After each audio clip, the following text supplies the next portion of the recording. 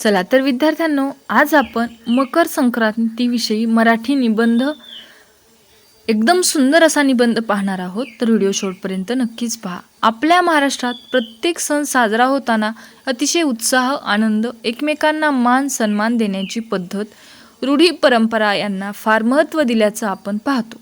या परंपरा सुरू झाल्या त्यामागे देखील पूर्वजांचा एक चांगलाच हेतू असल्याचे लक्षात येते. वहीत लिहून घेत चला.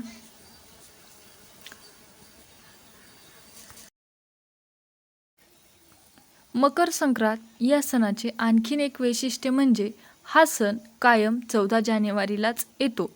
कधीतरी या सणाला 13 जानेवारी किंवा 15 जानेवारीला आल्याचे आपण पाहतो.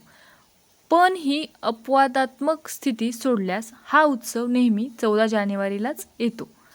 पौष महिन्यात जेव्हा सूर्य मकर राशीत प्रवेश करतो तेव्हा हा उत्सव सर्वत्र संपन्न करण्याची परंपरा आहे. तिळगुळ घ्या आणि गोड गोड बोला असं म्हणण्याची संधी आपल्याला केवळ या सणालाच मिळते बरं का.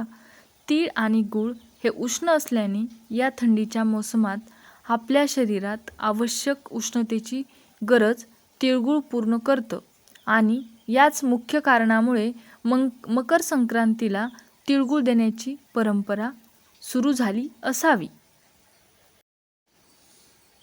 पतंग उडवण्याचे शास्त्रीय कारण पाहिल्यास आपल्याला सहज लक्षात येईल की थंडीच्या या दिवसांमध्ये सूर्याच्या सानिध्यात वेळ घालवण्याकरता पतंगापेक्षा चांगले कारण कोणतेही असू शकत नाही आणि म्हणूनच मकर संक्रांतीला पतंग उडवण्याची परंपरा सुरू झाली असावी.